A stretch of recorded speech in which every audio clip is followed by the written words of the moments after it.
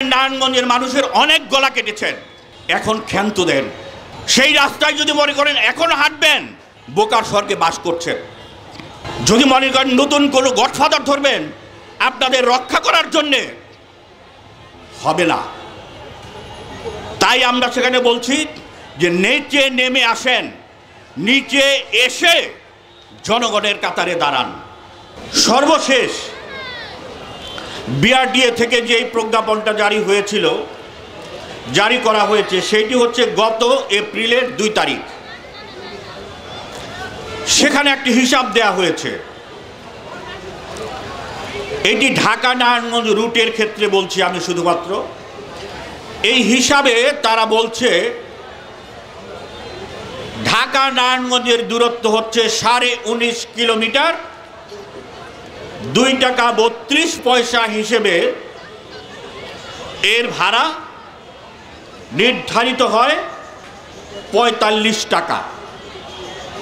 ফ্লাইওভারের টোল হিসেবে তারা 5 টাকা, এবং এখন যেহেতু সাইনবোর্ড থেকে সরাসরি নারায়ণগঞ্জে না ঢুকে এইটি ঘুরে আসে, সেহেতু ইউ টার্নের জন্য 3 টাকা। এখানে তারা বলছে যে ভাড়াটা হবে 53 টাকা। এটা বলছে কবে? গত এপ্রিলের 2 তারিখ। এখানে ফাঁক যে বিষয়টি রয়েছে লক্ষ্য করেন যে এই প্রজ্ঞাপনের মধ্যে স্ল্যাব করে দেয়া আছে ভাড়াগুলো। ঢাকা নারায়ণগঞ্জের ভাড়াগুলো বিভিন্নভাবে স্ল্যাব তৈরি করা হয়েছে। যদি টার্মিনাল থেকে কেউ ওঠে তাহলে তাকে দিতে হবে টার্মিনাল থেকে ঢাকা 0 পয়েন্ট পর্যন্ত 45 টাকা। যদি এই চাষারা থেকে ওঠে বা এই বন্ধন উৎসব কাউন্টার থেকে যদি ওঠে তাকে দিতে হবে 42 টাকা। যদি এই নতুন কোর্টের সামনে থেকে ওঠে তাহলে তাকে দিতে হবে 40 টাকা। অর্থাৎ এভাবে ভাড়াগুলো স্ল্যাব করা রয়েছে যে এইভাবে ভাড়াগুলো নির্ধারিত হবে।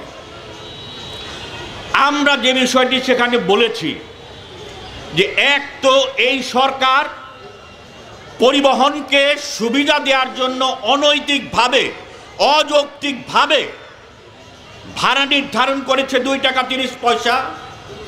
আবার তাদের নির্ধারিত ভাড়াতেই তারা এই স্ল্যাবে বলছে যে এই চাষারা থেকে যদি ওঠে তাহলে 42 টাকা, যদি কোর্টের সামনে থেকে ওঠে নতুন কোর্টে তাহলে 40 টাকা। কেন আমাদেরকে তাহলে 45 টাকা করে সব জায়গায় নেওয়া হচ্ছে? আর যদি তাদের এই হিসাব ধরা হয়, এই চুরিচামারি করেও তাদের হিসাব 53 টাকার বেশি ওঠে না। এত বছর তাহলে কেন 55 টাকা নেওয়া হয়েছে? টাকাগুলো কোথায় গেছে? প্রশ্ন হচ্ছে টাকাগুলো কোথায় গেছে?